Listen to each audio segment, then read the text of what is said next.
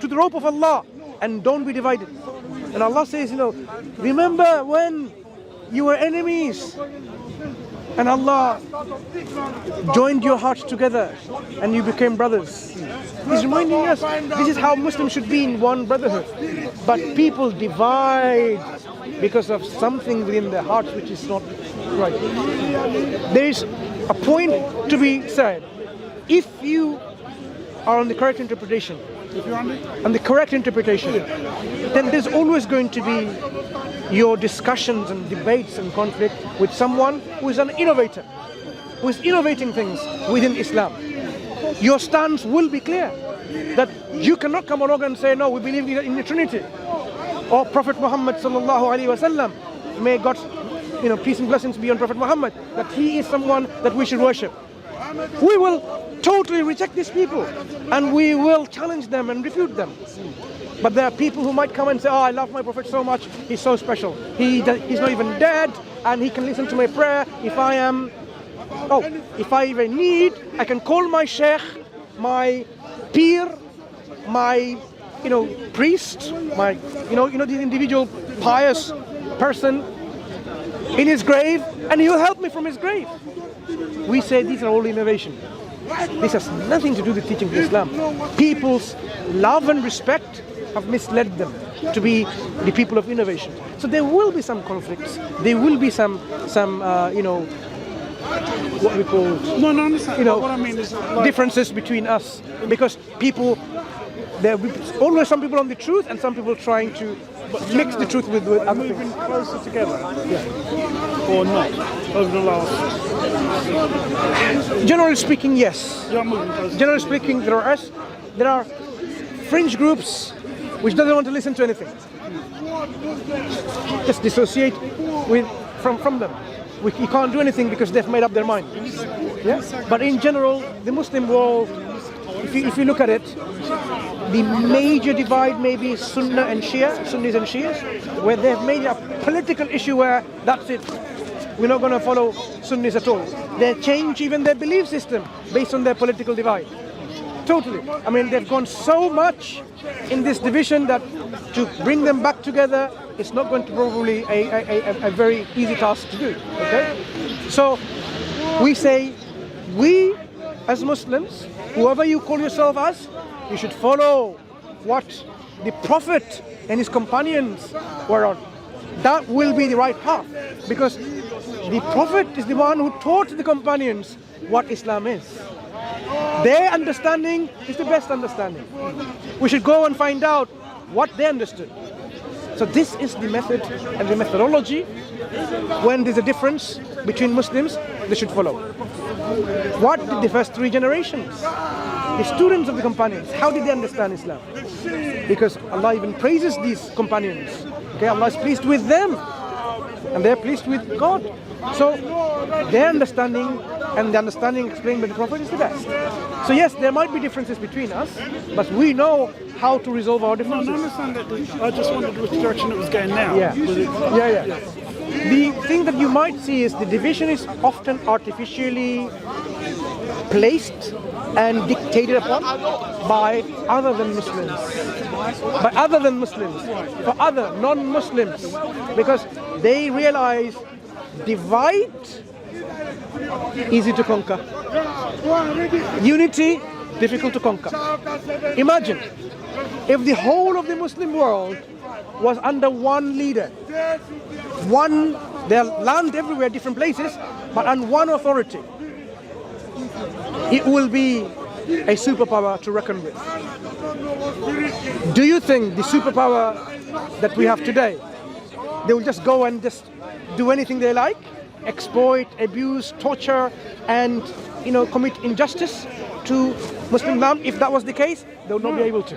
They would not be able to. So they made sure during colonization period, when they colonized our countries, when Britain, the glorious Britain, for example, when the empire went and they went to our countries, many of them were Muslim countries. They took over the countries. They took control of power. And when they left, they even divided even further. Divide. So it's easy. to conquer them and control them. What you've got now, this is a situation. Now, Muslims, No, as I'm saying, at this minute, now is that there's a country in the Middle East which is pitting you against each other. yeah. And For the why are main you doing reason, this? Because they want to balkanize the Muslim countries. You know what it's doing. For example, many countries within the Middle East, they're trying to fight each other. Where are they getting the weapons from? From us. What do you mean from us? From Britain, from America, from Europe. Yeah. So in fact, I would say, look, this is a profitable business where if you can make two Muslim countries or any other countries for that matter fight with each other, we can sell weapons to both of them. You fight and we make money. That's what's happening. The reason why It's worse than that. Yes. That's what used to happen. Yeah. Now the Agreed. The worst part is actually they want to balkanize the Muslim countries. They want to explain what you mean by balkanize. For instance, take Syria. They want to split Syria into Sunni region, Shia region, region for Alawites and Christians and so forth, and most importantly, a section for Israel. Israel wants to grow. Yeah. So as you can see, this material interest is driving a lot of these problems in society today. There's one country So that's behind it all. yes, we know. So what we have to do is we have to, live our lives with our conscience, with our conscience and consciousness, and speak out against any evil. Speak out and work together. I know. So we will do our best. We will not stop speaking against oppression, against injustice. Whoever they are, whatever their power is, we will say we want justice for all. Not for the Europeans only, or Africans only, or Asians only. We want justice for every human being. Doesn't matter whether you're black or white, rich or poor. All of us. That is the universal brotherhood Islam wants us to come when you join in the faith. So when you realize the second pillar of Islam is called Salah, prayer. When you stand in prayer, side to side, it doesn't matter if you're white or black or green or red, whatever your skin color is, you are my brother. I don't care who you are. I don't care whether you're rich or poor. We are brothers in faith. I will look after you and look after me. That's the feeling I have. When we go to Hajj in Mecca, we are not even allowed to wear our label clothes. My gold and silver clothes and all these things, 2 pieces of clothes for men. As you will see, like 2 white, unsewn. I'm not sure how to pronounce it correctly. It's not even sewn together. Yeah? Yeah? Unstitched. Because you might sew it in a way and so on, like with gold thread. No. Simple clothes for everyone the same. Whether you're the king or the person in the street cleaning the streets. You go there, you are the same in the sight of God. That is what Islam is trying to achieve. Universal brotherhood and the understanding of brotherhood where no racism, no feeling of I'm better than you and you're better than me. Yeah. So the class disappears. exactly. And this is what Islam is trying to inculcate within its practical teaching. Yeah. So when you read the Quran, you will see this is the call of Islam. Come to the worship of God, and this is how you worship. You worship in all righteousness. You worship in truth, and you worship with all this goodness in your heart. Yeah? Not that you worship and say, I don't like this guy. No, not allowed. Why do you have this hatred? Maybe he's better than you. Maybe she's better than you. In fact, Quran tells us in a place, many of the verses, you try to look down upon someone, a nation, maybe they're better than you. Yeah? So you can't do that. So, as I was explaining, when you look at with a mind of willingness to find the truth, God will guide us. That's what we expect. If I'm seeking the truth and God doesn't give it to me, it seems like what's wrong? Am I being insincere? Or God's created an artificial barrier? But He's not going to create an artificial barrier. He is the most just God, the Creator. He wants us to believe, and He's given us all of these things. So that means maybe I'm not sincere. Maybe I'm not truthful in my search. So when you do that with seeking the truth with all sincerity and all truthfulness, the truth will overflow. You will find it. You're bound to find it. You're bound to find it. So all you have to do is just seek it. I don't have to. In fact, people used to say Islam has been spread by the sword with coercion and force. Islam been spread by the sword with coercion, with force. Yeah. But you and I know, no one can force us to believe in anything. You can threaten me with a gun. I might, if I was weak, and say, yeah, I believe in, Santa Claus as God, whatever. But in my heart, I would not believe that. My belief about God, that He's the only one true God, no one can take away. Yeah. So this kind of forceful change of belief is impossible to happen. What may have happened in the Islamic history, Islam as a political entity may have gone with a force when they came to a country and they didn't allow Islam to be shown to the people, and they said, okay, fine, face our army, because we're going to remove this obstacle and the people can then see what Islam is. So there are occasions where Islam as a political entity had used force. But Islam as a religion, as a belief system, you are not allowed to use force. You are not allowed, lakum dinukum waliyadin. To be to your religion. Why? Because there is the truth and error has been all clear from each other. The truth and error becomes very clear, very obvious. The truth stands clear from falsehood. Allah says, La ikraha fid din. There is no compulsion in religion. That is what we talk about when say, look, you believe and the consequence is yours. I believe and the consequence is mine. In the day of judgment, this brother Mustafa or my friend Lincoln, you will not be able to help me. I have to help myself with my belief and my deeds. Do I have the correct belief? Do I have the correct good actions? In fact, God, the Creator, describes يَوْمَ يَفِرُّ الْمَرْءُ مِنْ أَخِيهِ وَأُمِّهِ وَأَبِيهِ وَصَاحِبَتِهِ وَبَنِيهِ لِكُلِّ امْرِئٍ مِّنْهُمْ يَوْمَئِذٍ شَأْنٌ يُغْنِيهِ. On that day, يوم يفر المرء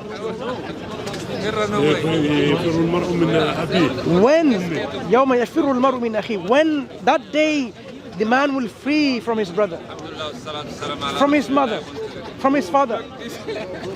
You will flee because that day of judgment, no one can help you. You will leave your friend, your family, your daughter, your son, your father, your mother. You will try to save yourself because no one in that day can save you. So are we ready for that day when no one can help us? But we have to help ourselves. Did I fulfill the duty of my Lord, the reason I was created? This is what Islam is trying to give us the reality. Don't sleep until you think, how did you do today? Who did you commit wrong against? Did you do anything good or bad? What if you die now? Are you going to come to your Lord with a clean slate? With a slate with lots of reward on your side? Or is it that you have done so much wrong that you may be in the verge of going to hell? And you wake up in the morning and say, Alhamdulillah, that God has made us alive again. And then you start another day. How am I going to be good today? How am I going to fulfill the duty of my Lord? If you fulfill and live your life accordingly day and now and totally self-correct yourself every day, how can you have wrongness? How can you have ill? How can you have injustice in the society? Yeah, because we do not self-approach for our correction. Are we doing what we're supposed to do? Or am I following after my desires? Who am I going to rob tomorrow? Who am I going to lie to get this favor upon? Do you know, in Islam, if I steal even a penny, a cent, in the day of judgment, I have to account for it. I have to account, even a cent. Every single atom weight of good and bad, I will see it. Because there are, we believe, scribes, the angels are scribes, writing the good and the bad. And when the book will be presented to us, we will say, people will say, what is this book? What is this book that it has not left anything, even the smallest thing, it's there detailed. What is this book? So I would not be able to make excuses. I didn't do it. It will be all presented. This is where you went. This is what you did. You committed this ethnic cleansing or genocide or murder and rape. We now can appreciate with our mobile phones and videos how we can record things, yeah, and save it for posterity. The angels are recording all of this, and it was all clear and open for us. So are we ready for that day when we can justify that we believed in our Lord, our Creator, and we fulfill the purpose we were created for, to worship God and none but God alone? And we were dutiful to our parents, we were good to our kids and kin, and we are merciful to our, But that's one thing. It says even the devil would be good to his, let's say, his offsprings and his family. So it's what you are to people you don't know that you be judged on. Yeah. So this, I didn't fully understand your question. No. I mean, you said that you are to people who are close to you. Isn't the test? It's how you are to people you don't know. One of the teaching of Islam, it has been engraved in one of the university libraries in America, one very well known, Harvard or somewhere, right? This ayah or the verse is like this. Oh, believe, stand firm in justice, even if it goes against you, against your family, your kith and kin. Speak the truth and be firm in justice, even against your own self and your relatives and kith and kin. Yeah? Prophet Muhammad sallallahu alaihi wasallam, he actually explained by saying, look, the punishment of theft is quite harsh, okay? For a reason.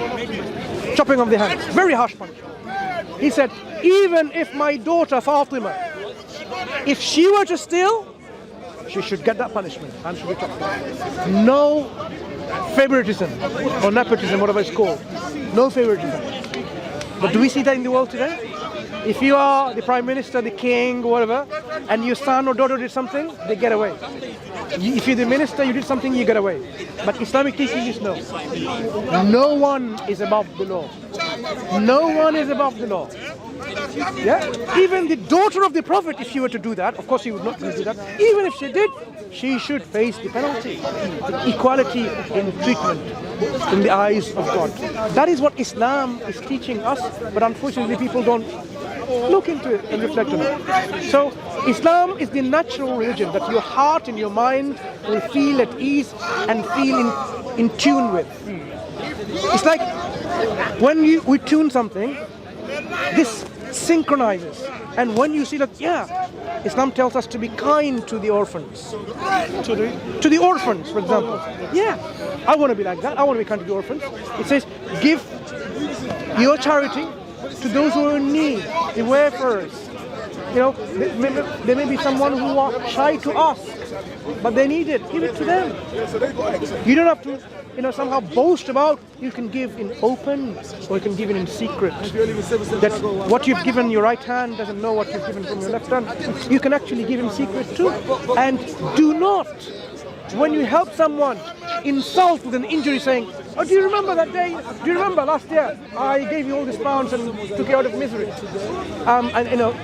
Don't insult them. Not at all. You've given something.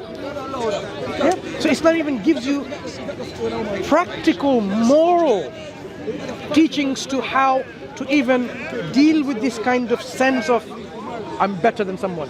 Yeah? It stops you from your arrogance and from your pride and stubbornness. And it tells you at certain points like, look, all this backbiting you do you like eating the flesh of your dead brother? Repulsive. This is what Islam is saying. When you backbite against someone, it's like eating the flesh of your dead brother. Who would want to eat the flesh of the dead brother? No one. No decent person will do that. Islamic teaching is this is how Islam what's it called? It encourages us to mold ourselves with this kind of understanding, how to be free from all these evil vices that we see in society. Okay. It doesn't tell you, don't do this. It gives you the reasons, gives you the practical way of not doing it, an alternative way of doing which is other alternatives. So if Islam says, for example, do not fornicate, do not commit adultery, it gives you the options. Get married. You want to get married to, you want to have relationship more than many women? Marry 1, 2, 3, up to 4. Marry them. But don't treat them like, your girlfriends and you kick them whenever you're done with them and you don't like them anymore. No. You have responsibilities in marriage. Yeah? So Islam gives you the alternatives. Islam says don't drink alcohol because alcohol, we know, provokes our mind. Is it as clear as that? Do not drink alcohol. Yeah. It says don't even approach it. Don't even come closer to it. I understand most Muslims don't drink, but I thought it was like, as in not getting drunk, not drinking. No. It's not the prohibition in the Quran came in gradual steps, where people were drinking every day by the gallons. I'm just exaggerating. That's how much they were drinking. This is the society at that time. How do you then suddenly change in one day when this is in your blood? So it came in steps, like, don't come to prayer when you're drunk. You're praying 5 times a day. You're praying more. Now imagine you are very habitual in your drinking. Prayer time comes. You have to be all in your sense. Oh, I can't drink now. Oh, another time I can't drink now. So it started already changing initially. And then eventually after steps is look. And stay away from this or the handiworks of Satan. Don't even approach this. And the Prophet explained, whoever buys, sells, drinks, transports. There are about 10 people in the chain. Alcohol, they're like cursed. God, yeah. So from the supply to the consumption, not marriage, consumption, all the people involved, not allowed. So you can't get involved at all as Muslims, okay? Because this is for a reason. Why does Islam somehow take away your pleasure of drinking alcohol? Because alcohol can lead to bigger evils. And Islam wants to prevent bigger evils. Did you know in this country the most violence in the national statistics? So we know that alcohol has a lot of damage to the society. Islam wants to safeguard our intellect, our well-being, safeguard the society. And that's why it prohibits anything that corrupts the mind, anything that prevents you from your well-being, like people trying to murder you and kill you and so on. There will be laws to stop all of that, and there will be huge deterrents. And that's what Islam tries to do, so that in a society when Islam is implemented, you can flourish. And that's why in the earlier times, when Islam was implemented, what were the Muslims doing? They were the forefront in scientific discoveries. They were naming the stars. They were inventing, all these chemical things and, instruments, whether it's astronomy, botany, calculus, physics, always they're contributing and advancing the scientific development of the world. So it's trying to make things better, make the world more. And there's a group of people at the moment, I don't know who they are, they say that Muslims are not very advanced because they've never won the Nobel Peace Prize. Yeah, people do that, but actually now Nobel Peace Prize is sometimes often. Don't worry about it. Yeah. If you look at Nobel Peace Prize went to this lady in Burma. Nobel Prize, anything. Okay, fine. I'm just giving you an example. It's become a political thing. The Afghani girl, Malala or someone, she was Nobel Peace Prize. Not the Pakistani girl. She's from Afghanistan, right? Afghani. This before, the girl that was Pakistan, the Taliban shot her or something like that. Yeah. So she won a Nobel Prize, if I'm not mistaken. It's a political agenda. I mean, someone who has done better than her in terms of development and peace and so on and so forth, doesn't have to be a are Muslim, they don't get the Nobel Prize. So it's a political thing. But it is not true that Muslims are not contributing. No. Muslims, like many other non-Muslims, whether you're Hindu, Sikh, atheist, Christian, whatever, religion is not an issue in science now. Everyone is contributing in science. Science is no longer a tribal, religious, thing that it is mine. It's a global thing. So, how many people are working in NASA, for example? Muslims? A lot. How many people are Muslims are working in scientific research institutions? Many. So are other people. I'm not going to just go on boast now, Muslims are the only one contributing. Because I can bring examples that they are doing this and this and this. Just because they have a Nobel Prize, it doesn't mean they're not doing anything. So Islam never considered science to be an obstacle. It actually gave us the scientific method. People don't realize that. The instruments, the method. You're taking what I was talking about is the same group of people. They've won more than anybody else, and they just make a point of it. But you can make the same argument. How many women have won the Nobel Prize? Doesn't mean women are less intelligent. Of course not. It's something political, okay? Nobel Prize or any prize could be political. If somebody said, the woman must be less intelligent because they didn't want less Nobel Prize, you would say, no, that doesn't make any sense, right? So we don't determine the achievement of people or a nationality of people or which linguistic or ethnicity they come from because of these kind of criteria. How many Nobel Prize you've got and so on. People use that often a criteria which is out of place. So, to summarize what we've said so far, the role of the mind is very important. We shouldn't just leave it and somehow believe that evidence will come to us. We should actively seek out the evidence when the evidence is around us.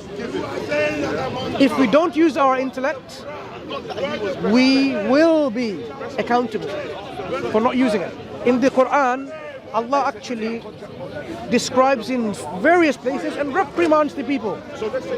And described in Surah Al-Mulk, when the people who deserve to go to hellfire, they are dragged by the angels in chains, they will ask them, Alam ya'tikum nadhir, did they not come to you any warners? This is Qalu Bala. Certainly they came. Qad ja'ana nadhir. Surely warners came to us. But we belied them. We disbelieved in them. We denied them, belied them, we didn't accept them. And then they will confess.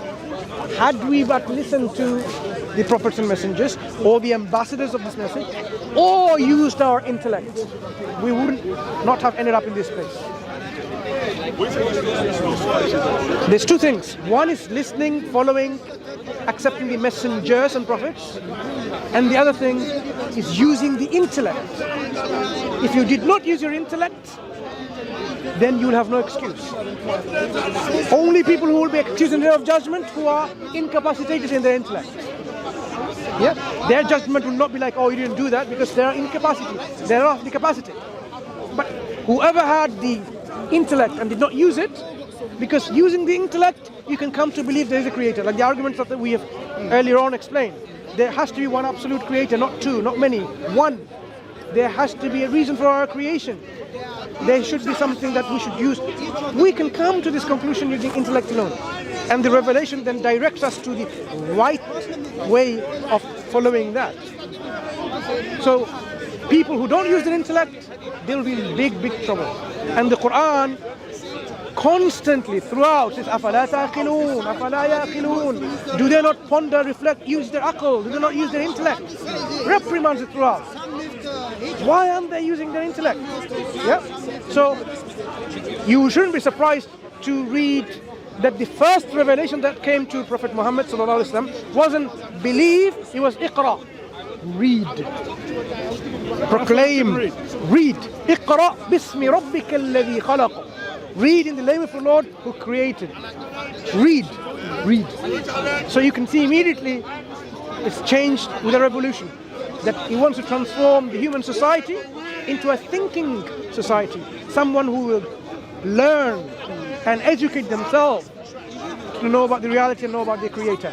Not just blind faith and go to hell otherwise. No, it's with your open learning and sincere conviction.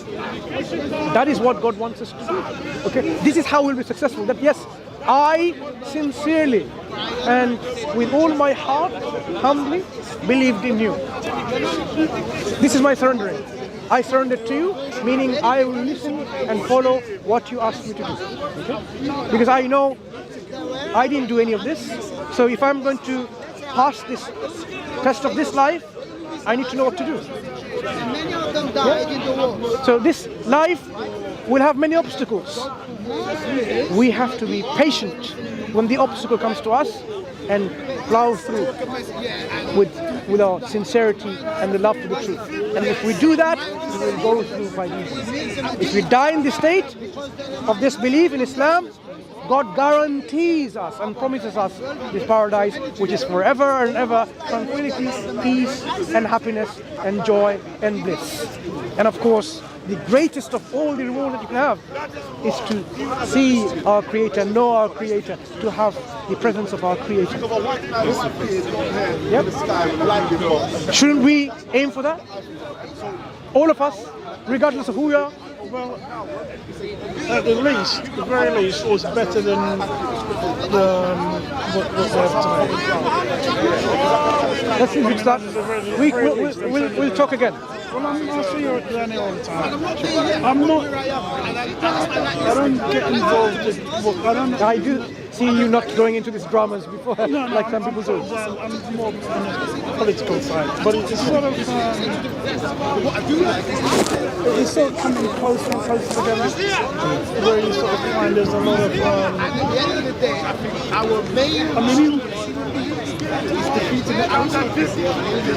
I'm saying religion moving closer to, but in a way they're not. It's not, because like Christianity is sort of like dying. Really.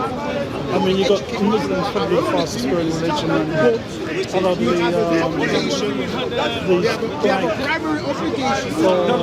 evangelical churches. But I mean, what we call the Church of England. I mean, that's really dying. Yeah. We know that there will be a lot of non-belief rising as well. People with the scientific, protection of science. They think like science has answered everything that God is normally needed to answer. So we don't need God to explain all of this, the mechanics of the world and so on. Now we know we can explain it. So there will be people who will try to come away from any belief in any religion. So atheism, you'll see a lot of it. Okay? And this is something that people choose for themselves without deeply reflecting. Because how can you say there is no God at all when you haven't seen everything? Imagine I'm saying, oh, there is no God. Well, where have you looked? Have you gone beyond the cosmos? Yes. So the position people can take, say, okay, I'm agnostic. That is a sensible position if someone says I'm still searching, that I don't know, but I'm open to evidence. But totally say I'm atheist is not only unscientific, irrational, philosophically unsound. It's not sensible anyway. But people think, oh yeah, we have the upper hand because we are the forefront in science and so on. But this is just a delusion. So we say their delusion has somehow led them to think that way. Okay? It's not God delusion, it's a science delusion. Yeah, science are often deluding us in various ways. Okay, it's been a pleasure speaking to you. Lincoln, hope to speak again. My name is Mansur. I mean, I knew that. Assalamu alaikum, brothers and sisters. Hope this video was helpful for you. This may help others too, so please consider sharing, and we will bring more videos in the future, inshallah. So consider subscribing and you won't miss any. Jazakallahu khairan.